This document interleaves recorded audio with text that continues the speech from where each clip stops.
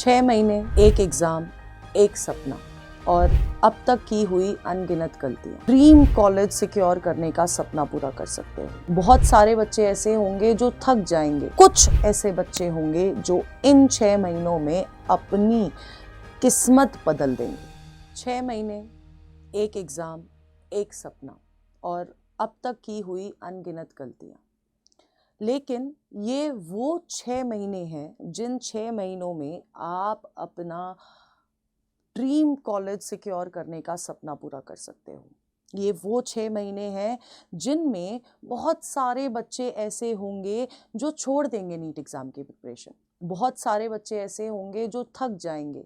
बहुत सारे बच्चे ऐसे होंगे जो इस पॉइंट ऑफ टाइम पर आकर उतनी मेहनत नहीं कर पाएंगे जितनी मेहनत उन्होंने शायद स्टार्टिंग में करी होगी। और कुछ ऐसे बच्चे होंगे जो इन 6 महीनों में अपनी किस्मत बदल देंगे।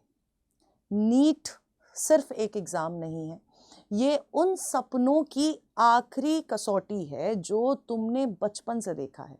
मैं नहीं जानती ये सपना तुमने बचपन से देखा है, अभी देखना शुरू करा है, बट अगर तुम इस चीज़ के लिए प्रिपेयर कर रहे हो, सो मैं बस इतना जानती हूँ कि जिस दिन तुम्हारा एग्ज़ाम होगा उससे एक दिन पहले या उस रात को जब तुम सोच रहे होगे, सब सो रहे होंगे उस टाइम पे, तुम सोच रहे होगे, तुम्हारा दिल बहुत तेज से धड़क रहा होगा, उस पॉइंट ऑफ टाइम पर एक ही सवाल खुद से करना, और वो सवाल है कि क्या मैंने पूरी मेहनत करी।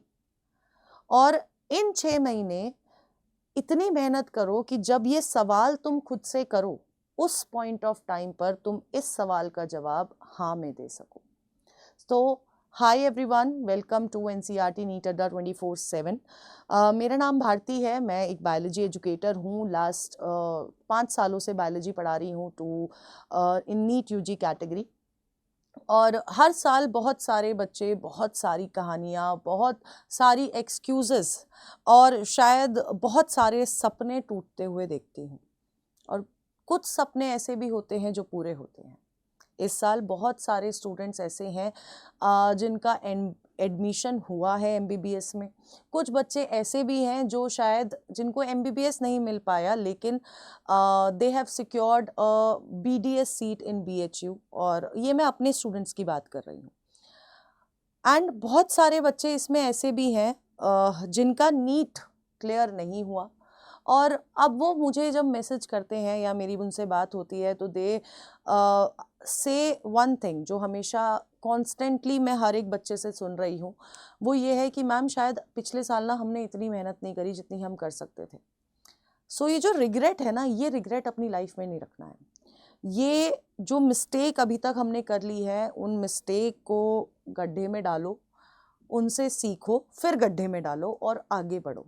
अब मैं आपको ना देखो, नॉर्मल सी बात है कि यार अगले 6 महीने बहुत आप धीरे धीरे वो पैनिक लेवल बढ़ेगा, धीरे धीरे करके आपका इमोशनल ब्रेकडाउन भी होगा, मेंटल ब्रेकडाउन भी होगा, लेकिन इन सब से आगे निकल के हमें जीतना है, क्योंकि डर के आगे जीत है ना। तो मैं आपको बस एक सिंपल सी चीज़ बताती हूँ यार, कुछ चीज़ें हैं जो हर एक एस्पिरेंट इस पॉइंट ऑफ टाइम पे करेगा इन 6 महीने, और अगर आपने वो चीज़ें नहीं करी तो मुझे इतना पता है कि आप उन बच्चों में से होगे जिनका सिलेक्शन अगले साल होना निश्चित होगा।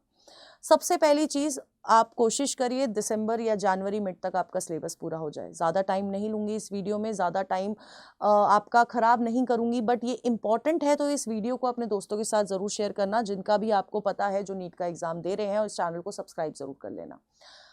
आप एनसीईआरटी इग्नोर कर रहे होगे क्योंकि आपने अभी तक एनसीईआरटी 1-2 बार पढ़ ली होगी, उसके बाद आपको लग रहा होगा अब तो मैंने पढ़ ली, अब मैं क्या करूँ, अब मैं और नहीं पढ़ना चाहता। पर मैं आपको ना एक चीज़ बताऊँ, बस एक सिंपल सी चीज़ बताती हूँ कि हमने एनसीईआरटी पढ़ ली, बट क्या एनसीईआरटी की हर एक लाइन पढ़ी?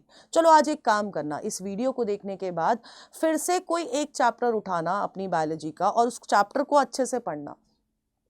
उस चैप्टर को पढ़ने के बाद इधर आके ज़रूर कमेंट करना कि आपको कोई एक लाइन ऐसी मिली या नहीं मिली जो तुमने पिछली 2 बार में या 3 बार में, 4 बार में नहीं पढ़ी होगी। मिलेगी, ये मैं 100% गारंटी के साथ कहती हूँ, क्योंकि शायद ये आज तक मेरे साथ भी हो रहा है। मैंने एनसीईआरटी पता नहीं कितनी बार पढ़ ली होगी, कितनी बार, साल भर में ही 4 से 5 बार मैं बच्चों को एनसीईआरटी पढ़ा देती हूँ। उसके बावजूद ऐसा कई बार होता है, किसी चैप्टर की कोई लाइन ऐसी दिखती है कि यार ये मैंने कभी इस पे ध्यान ही नहीं दिया, तो ऐसा होगा। तो बेटा ये जो 6 महीने है ना, ये 6 महीने वो 6 महीने नहीं है जिसमें आप अपनी एनसीईआरटी को ही इग्नोर कर दोगे। आप एनसीईआरटी इग्नोर नहीं करोगे। अब बोर हो गए हो, एनसीईआरटी नहीं पढ़ी जा रही, फ्रेम्ड क्वेश्चंस नहीं पढ़ो, एनसीईआरटी से क्वेश्चन बनाओ, आंसर करो, क्वेश्चन बनाओ, आंसर करो, आपको बहुत मजा आएगा। क्वेश्चन को ट्रिकी बनाने की और कोशिश करो और अपने दोस्तों से पूछो चल इसका जवाब दे। आप एनसीईआरटी बहुत अच्छे से एंजॉय करते हुए पढ़ेंगे। दूसरी चीज, इस पॉइंट ऑफ टाइम पर हमें लगता है हमने एनसीईआरटी पढ़ ली है, अब हम लोग दूसरे रिसोर्सेस से पढ़ना शुरू करेंगे।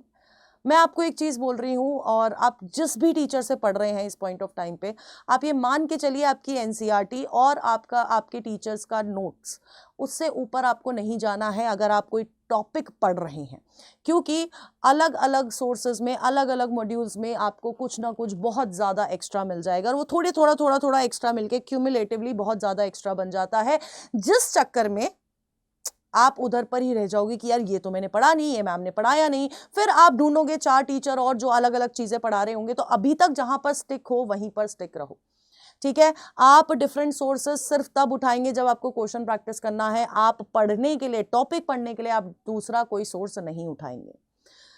तीसरी इंपॉर्टेंट चीज, दिस टाइम आपने जो इतना टाइम, अब पहले के 5-6 महीने जो आपने निकाल दिए हैं ऑलरेडी, अब ये वो 5-6 महीने होंगे बेटा जी जिन 5-6 महीनों में आपने बहुत कुछ पढ़ा होगा, बट उनका रिवीजन सही से किया नहीं किया। बहुत कम बच्चे होंगे जो इसका आंसर बोलेंगे कि हाँ मैम मैंने तो अच्छे से रिवीजन किया है, नहीं किया होगा। तो प्लीज अगर आप इन 6 महीने अपनी रिवीजन स्ट्रैटेजी को बहुत स्ट्रांग नहीं करते, स्ट्रैटेजाइज नहीं करते, नीट में सिलेक्शन होना इज नॉट पॉसिबल। मैं बहुत ब्लंटली आपसे बोल रही हूँ।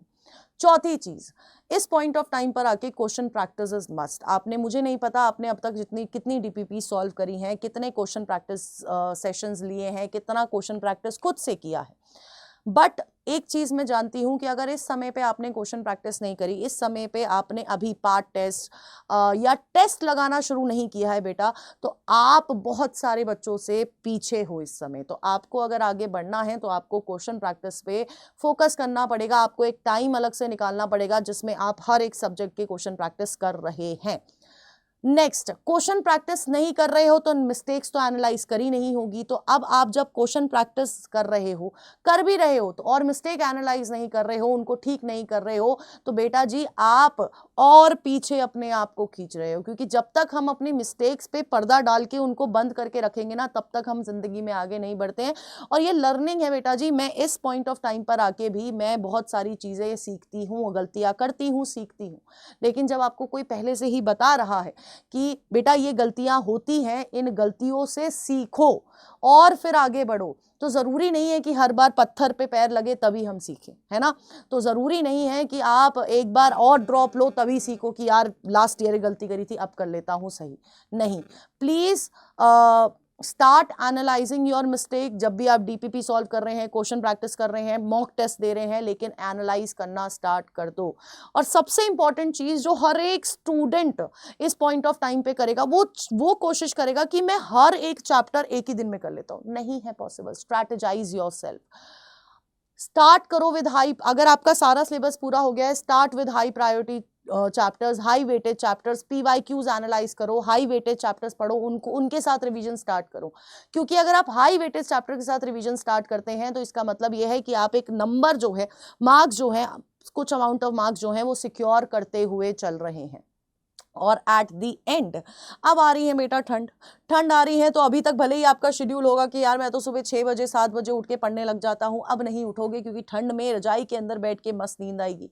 रात को बैठोगे पढ़ने तब नींद आएगी। इनकंसिस्टेंट हो जाओगे, और अगर अभी इनकंसिस्टेंट हुए तो बेटा जी लाइफ इनकंसिस्टेंट हो जाएगी, लाइफ हो जाएगी रिग्रेटफुल बहुत ज्यादा। क्योंकि इस पॉइंट ऑफ टाइम पे जो ठंड का समय है ना, प्लीज इसमें कोशिश करो कि अपनी रजाई को दूर रखो, टाटा बाय बाय बोल के अलमारी में रखो, पढ़ो, अलग टेबल पे बैठ के पढ़ो, जूते पहन के पढ़ो, लेकिन प्लीज अवॉइड रजाई, क्योंकि अगर रजाई पास आई तो इनकंसिस्टेंसी झक मार के तुम्हारे पीछे आने वाली है। ये मेरे से लिखवा लो। और इनकंसिस्टेंसी आई तो तुम्हारा सपना तुमसे झक मार के तुमसे दूर जाने वाला है। ये भी तुम मुझसे बहुत क्लियरली लिखवा लो। इन मिस्टेक्स को अवॉइड करो, क्योंकि अगर इन मिस्टेक्स को अवॉइड नहीं करोगे तो तुम्हारा सपना अवॉइड हो जाएगा। अब सुबह उठने का मैं एक अच्छा सा मोटिवेशन दे देती हूँ। मोटिवेशन ये है कि डेली सुबह 7 बजे हमारा सेशन चल रहे हैं, नीट के लिए सेशन चल रहे हैं इसी चैनल पे। जूलॉजी का पोर्शन मैं करा रही हूँ और मैं बस आपको ये बोल रही हूँ कि सेशन अटेंड करो। शायद वो सेशंस अटेंड करोगे तो आप लोगों को सुबह उठने की आदत भी बनी रहेगी, आप उठोगे भी, आप पढ़ोगे भी, आपका टाइम भी यूटिलाइज होगा। और आप जब जल्दी उठ जाते हो ना तो आपका एक ज़्यादा लॉन्गर टाइम पीरियड आपको मिल जाता है ताकि आप अपनी प्रिपरेशन कर सकें। सो इन सब चीज़ों का ध्यान रखें and you can follow me on my Telegram channel as well, जहाँ पर आपको बहुत सारे PDF, बहुत सारे काम के नोट्स आपको मिल जाएंगे। बट इन चीज़ों का प्लीज़ ध्यान रखिए एंड स्टे ट्यून्ड। और सपना पूरा करना है तो उतनी मेहनत भी करनी पड़ेगी और उतने सैक्रिफाइसेस भी।